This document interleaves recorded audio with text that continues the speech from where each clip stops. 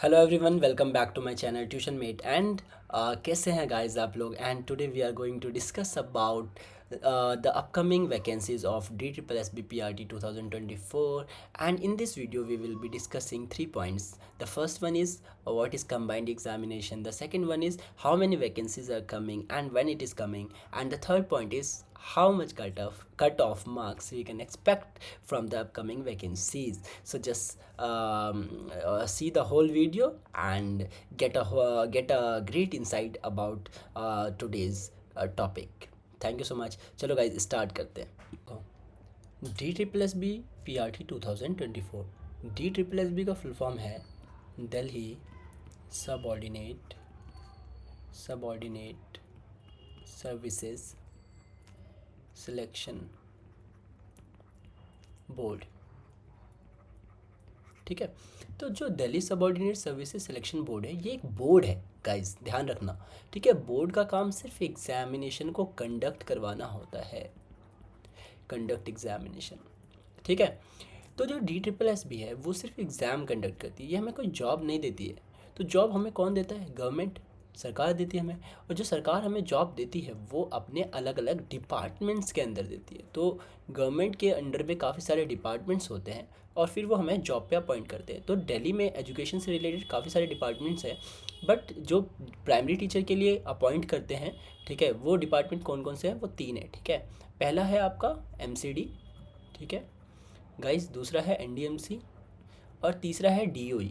ठीक है, MCD municipal corporation of Delhi, second है NDMC new Delhi municipal council, and third है डायरेक्टरेट ऑफ एजुकेशन। ठीक है, इन तीनों डिपार्टमेंट में क्या डिफरेंस है इसके लिए मैं एक सेपरेट वीडियो बना दूंगा। ठीक है, फिलहाल समझते हैं कि ये तीनों डिपार्टमेंट का क्या काम होता है। देखो, डिपार्टमेंट क्या करती है, इनके पास जितनी भी वेकेंट पोस्ट होती है, यानी जितने भी टीचर्स की इन्हें ज़रूरत होती है, रिक्वायरमेंट होती है, ये उसकी रिक्विजिशन यानी कि उन्हें कितने टीचर्स की ज़रूरत है वो ये भेज देते हैं किसको? DSSB को। फिर DSSB उस पर उस वैकेंसीज़ पे क्या करता है? एडवर्टीज़मेंट निकालता है और उस पर फिर हम लोग एप्लीकेशन फॉर्म भरते हैं। DSSB एक एग्ज़ाम लेता है और अगर हम उसमें सेलेक्ट होते हैं तो DSSB का काम वहाँ पे ख़त्म होता है। वो उन सेलेक्टेड कैंडिडेट्स को क्या कर देता है? रेकमेंड कर देता है इन डिपार्टमेंट्स को कि भाई ये सिलेक्टेड कैंडिडेट्स हैं, आप इनको जॉब पे अपॉइंट कर दीजिए इनके डॉक्यूमेंट्स वगैरह वेरीफाई करने के बाद। तो DSSB का काम सिर्फ एग्ज़ाम लेना होता है। अब ये जो डिपार्टमेंट्स हैं इनका बहुत इंपॉर्टेंट रोल है। अब देखो, लास्ट टाइम MCD की कोई वैकेंसी नहीं आई थी, याद रखना। NDMC की आई थी, DOE की आई थी। NDMC ने जो वैकेंसीज़ भेजी थी वो भेजी थी 120 और DOE ने जो वैकेंसीज़ भेजी थी वो भेजी थी 434, जिसमें से जो NDMC ने जो वैकेंसीज़ भेजी थी 120 उसमें से 45 सीट्स थी UR की, जनरल की, और 434 जो DOE ने भेजी थी उसमें से 313 सीट्स थी, ठीक है, UR की। अब ये काफ़ी कम वैकेंसीज थी। NDMC का जो पोस्ट कोड था वो था 47/21, जिसमें मैं सेलेक्ट हुआ हूँ and I am UR category guys. और जो DOE का जो वैकेंसी आया था 434, उसमें 313 सीट्स UR की थी। ठीक है, इसका पोस्ट कोड था 42/21, यानी 21 का मतलब होता है ये कौन से साल में आया, और जो ये पहले वाला नंबर होता है ये होता है सीरियल नंबर, यानी आपका जो एडवर्टीजमेंट आएगा वो आएगा समथिंग बटा 2024, यानी कि मान लो सपोज 109/2024, यानी 109वीं जॉब होगी इस साल की DSSB के अंडर में, और 2024 में वो वैकेंसी आई होगी, इसलिए उसका पोस्ट कोड आपका समथिंग ऐसे कुछ होगा। मैं मतलब श्योर नहीं हूँ कि 109 आएगा, सपोज 48/24 या ऐसा कुछ आएगा, बटे में 24 होगा। ठीक है, अब ये जो वैकेंसीज आएगी इस बार MCD ने कितनी वैकेंसीज भेजी है गाइस? ये अराउंड भेजी है 2000 वैकेंसीज अराउंड। ठीक है, NDMC ने जो वैकेंसीज भेजी हैं वो भेजी हैं 20, और DOE ने जो भेजी है वो 400 कुछ मान लो, लेकिन अराउंड 500 मान लो, यानी लगभग अगर हम ओवरऑल देखें तो लगभग 2500 वैकेंसीज आनी डेफिनेटली तय हैं। ठीक है, अब ये जो MCD है या NDMC है या DOE, ऐसा नहीं कि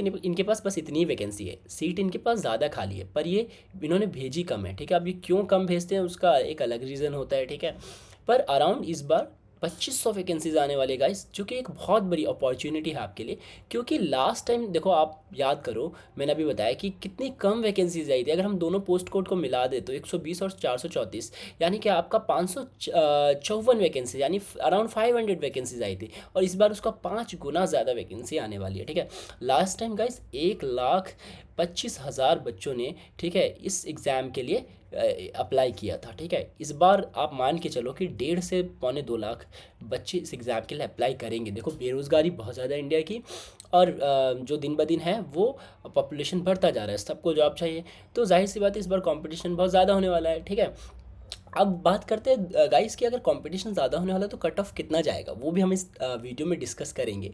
ठीक है, क्योंकि देखो बहुत सारे लोगों का ना मार्केट में कहना है कि इस बार ना 2500 वैकेंसीज आने वाली है, 2500 वैकेंसी, चूँकि पिछली बार 400 कुछ थी, 120 थी, इसलिए 160 कट ऑफ गया था अराउंड।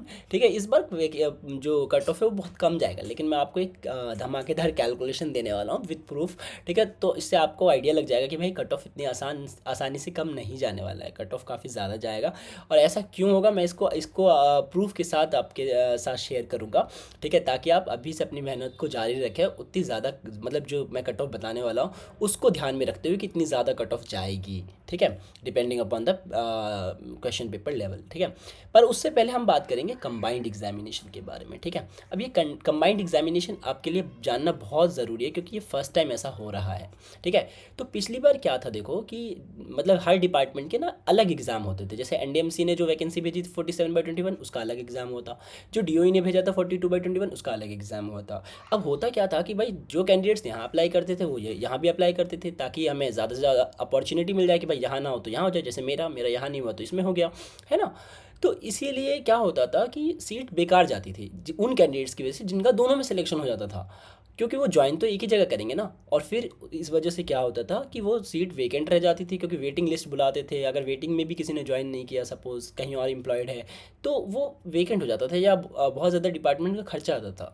इस वजह से दिल्ली हाई कोर्ट ने ये ऑर्डर किया कि आप इस बार क्या कराओ, अब से, मतलब इस बार नहीं बल्कि अब से आप कंबाइंड एग्ज़ाम कराओ, मतलब अलग अलग डिपार्टमेंट के लिए अलग अलग एग्ज़ाम मत करवाओ, आप सिर्फ एक एग्ज़ाम कराओ। ठीक है, देखो इसमें गाइस नुकसान भी है कि एक ही एग्ज़ामों का अपॉर्चुनिटी बार बार नहीं मिलेगा। पहले क्या होता था, एक एग्ज़ाम खराब गया कोई बात नहीं, दूसरा एग्ज़ाम बाकी अच्छे से दे लेंगे, लेकिन अब एक एग्ज़ाम कराओ और उसी में आप प्रेफरेंस मांग लो कि भाई डीओई मेरा फर्स्ट प्रेफरेंस है, ठीक है, एनडीएमसी मेरा सेकंड प्रेफरेंस है, एमसीडी मेरा थर्ड प्रेफरेंस है। तो इस तरीके से क्या होगा, एक ही कैंडिडेट एक जगह सेलेक्ट होगा। तो अब आपको चूंकि इस बार कंबाइंड एग्जामिनेशन होने वाला है, इसलिए आपको डीओई, एनडीएमसी, एमसीडी के बारे में अच्छे से पता होना चाहिए, ताकि आप उसमें सही प्रेफरेंस डाल पाए कि आपको कौन से डिपार्टमेंट में जाना है। ठीक है, इन तीनों के बीच में क्या डिफरेंस है उसके लिए मैं एक सेपरेट वीडियो बना दूंगा, पर फिलहाल तो हम ये जानना भी ज़रूरी है कि कंबाइंड एग्जामिनेशन इस बार होने वाला है, तो क्योंकि एक ही कैंडिडेट एक बार सेलेक्ट होगा तो कितना कट ऑफ जाने वाला है यार गाइस। ठीक है, तो कट ऑफ के रिगार्डिंग हम बात करेंगे। ठीक है, अब कई सारे लोगों का कहना है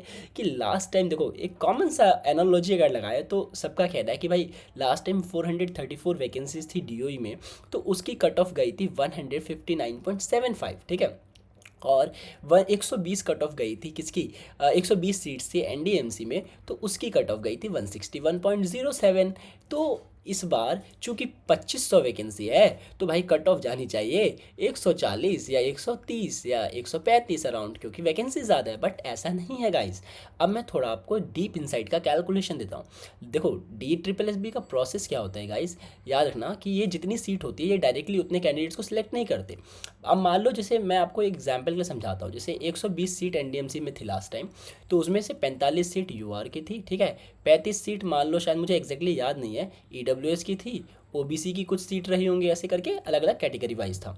तो ये क्या करते हैं, एग्जैक्ट इतने ही कैंडिडेट को सिलेक्ट नहीं करते, ये बल्कि इससे कुछ ज़्यादा कैंडिडेट्स को सिलेक्ट करते हैं। जैसे यूआर 45 है तो इसका 1.5 गुना या 2 गुना, यूआर में ये थोड़ा कम करते हैं, 1.5 1.2 टाइम्स, यानी सपोज मान लो 80 कैंडिडेट्स को सिलेक्ट कर लिया इन्होंने। ईडब्ल्यूएस में ये डबल कर लिया या ट्रिपल कर लिया इन्होंने, मान लो सपोज 105 लोगों को सिलेक्ट कर लिया, या ओबीसी में इन्होंने ज़्यादा, तो ये 120 से ज़्यादा कैंडिडेट्स को सिलेक्ट करते हैं पहले शुरू में। मान लो सपोज इसका डबल कर लिया इन्होंने 240 कैंडिडेट्स को, फिर ये उनको कहते हैं कि आप अपने सारे डॉक्यूमेंट्स ऑनलाइन सबमिट करो, जिसे ई डॉजियर कहा जाता है, यानी कि आप अपने डॉक्यूमेंट्स को इलेक्ट्रिक फॉर्म में, ई मतलब इलेक्ट्रिक डॉजियर, यानी इलेक्ट्रिकली आप उसको सबमिट करो। और ये फिर उसमें चेक करते हैं कि कौन कौन से कैंडिडेट्स जो है वो एलिजिबल नहीं है, या कौन कौन से डॉक्यूमेंट्स इनके पास कम है, ये उस कैंडिडेट्स को क्या कर देते हैं, रिजेक्ट कर देते हैं। ठीक है, रिजेक्ट करने के बाद फिर जितने कैंडिडेट्स बचते हैं उसमें से वो टॉप कैंडिडेट्स को ऊपर ये ले लेते हैं। ठीक है, और लेने के बाद उनका सिलेक्शन, उनका एक फाइनल कट ऑफ निकालते हैं। ठीक है गाइज, ध्यान से समझना कि एक एक आपकी आती है इनिशियल कट ऑफ जिससे आपका सिलेक्शन नहीं होता है, ठीक है, और एक आता है मेन पॉइंट आप यहाँ से समझना, एक आता है फाइनल कट ऑफ जिससे आपका क्या होता है सिलेक्शन होता है, ठीक है। तो इनिशियल कट ऑफ और फाइनल कट ऑफ के बारे में, ठीक है, समझना कि दो चीज़ होती है, एक इनिशियल कट ऑफ एक फाइनल कट ऑफ। अब देखो गाइस, मैं आपको इसके लिए प्रूफ भी आपका वीडियो में लगा दूंगा, ठीक है। तो लास्ट टाइम जो है ना इनिशियल कट ऑफ जो यूआर की गई थी गाइस, ठीक है, डीओई की बात करते हैं, ठीक है, वो 154.31 गई थी, 154.31 इनिशियल कट ऑफ थी ये, ठीक है, इनिशियल। और फाइनल कट ऑफ गई थी 159.7, ठीक है। अब 159.75 जो कट ऑफ गई थी भाई, इससे ही ऊपर ना 434 कैंडिडेट सेलेक्ट हुए, जिनके 434 कैंडिडेट ऐसे थे जिनके इससे ऊपर मार्क्स थे। लेकिन गाइज 154.31 जब कट ऑफ गई थी तो DSSB ने अपने रिजल्ट में नोटिफाई कर रखा है, उसमें लिख रखा है कि कितने कैंडिडेट्स ई डॉजियर के लिए सेलेक्ट हुए थे, और वो थे गाइज 1850, एग्जैक्ट मुझे याद नहीं है, शायद 1817 या 1837 थे, लगभग 1850 कैंडिडेट्स ऐसे थे जिनके मार्क्स 154.31 से ज़्यादा थे, ठीक है। अब इसका मतलब क्या है गाइस कि उसमें से 434 ही कैंडिडेट सेलेक्ट हुए 1850 में से, और 1200 कैंडिडेट्स मतलब सॉरी 1400 कैंडिडेट्स जो है सेलेक्ट नहीं हुए। ध्यान से समझना, तो आपका कंपटीशन इन 1400 कैंडिडेट से है जो ऑलरेडी 154.31 से ज़्यादा मार्क्स ला चुके हैं। बात समझ रहे हो तुम? एनालॉजी मत देखा करो कि 400 सीट है तो क्या कहता है, 400 सीट है तो कट ऑफ गई क्या कहता है 160, तो अगर 2000 सीट 2500 सीट्स है तो 140 कट ऑफ जाएगी। नहीं, आपका कंपटीशन इन 1400 कैंडिडेट्स है, क्योंकि ये दोबारा तैयारी कर रहे हैं, क्योंकि इनको सिलेक्शन चाहिए। 154.31 ये मार्क्स पिछली बार ला चुके हैं इससे ऊपर, और अब इनको क्या करना है, अब इनके लिए 2500 वैकेंसीज आ रही है गाइज, तो उसमें से ये 1400 अगर जो सीरियस कैंडिडेट होंगे, अगर आपको ये आपसे ऑलरेडी आ गए हैं और बची सीट, इसका मतलब कितनी है आपके लिए, सिर्फ 1100 सीट। बात समझ रहे हो? और आप वो देखो ना यार कि गाइज यहाँ एक इससे ऊपर वाले 400 कैंडिडेट हैं और इससे ऊपर वाले 1850, यानी सिर्फ 5 मार्क्स के गैप में 1400 कैंडिडेट हैं। तो आप जो है डेंसिटी देखो कि एक मार्क्स पे कितने कैंडिडेट्स हैं, तो उससे फ़र्क पड़ता है। देखो सीट कितनी भी बढ़ा दे, 5000 ही क्यों ना कर दें, पर डेंसिटी देखो ना, 5000 लान मार्क्स, 5000 बच्चे जो टॉप के होंगे वो उनके मार्क्स के बीच में ज़्यादा का गैप होगा नहीं, पॉइंट में होगा, तो 3-4 नंबर से ज़्यादा कट ऑफ कम नहीं जाएगी किसी भी हाल में। तो गाइज मेरा एक मानना है कि कट ऑफ इस बार इनिशियल कट ऑफ अराउंड 150 जाएगी, फाइनल कट ऑफ अगर 155 जाएगी अराउंड, ठीक है। और ये कब होगा, अगर पिछले साल जैसा ही पेपर लेवल आता है, पेपर की डिफ़िकल्टी लेवल जो होती है वो पिछले साल ही होती है जैसी होती है। अब पिछले साल का क्यों कह रहा हूँ मैं गाइज, क्योंकि देखो 2019 में जब वैकेंसी आई थी ना गाइज, तो पार्ट बी में क्या हुआ था, पूरी साइकोलॉजी आई थी थ्योरेटिकली बेस्ड, जो कि बच्चे पढ़ के गए थे, ठीक है। लेकिन 2022 जो 21 वाली वैकेंसी थी, जो 22 में एग्ज़ाम हुआ था, उसका जो पार्ट बी आया था वो अनएक्सपेक्टेड था। उसमें साइकोलॉजी भी थी, उसमें इन्होंने मैथ के, एसएसटी के क्वेश्चन, कंटेंट के क्वेश्चन इन्होंने भर दिए थे, इन्होंने चेस के क्वेश्चन, इन्होंने हिटलर के क्वेश्चन डाले थे, जो किसी को एक्सपेक्टेड नहीं था पार्ट बी में।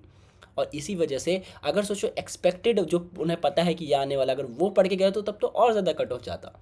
तो गाइज़ मेरे हिसाब से 150 कट ऑफ इनिशियल जाएगी, 155 कट ऑफ फाइनल जाएगी, ठीक है।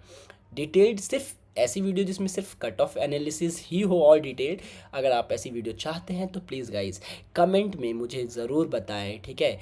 और इसके साथ साथ मैं अपने अपने व्हाट्सएप चैनल पे मैं जो गाइस कट ऑफ गई है पिछली बार, जो मैंने इस वीडियोस में बताई है, उसका प्रूफ, उसके इमेजेस, स्क्रीनशॉट्स मैं आपको शेयर कर दूंगा, ठीक है।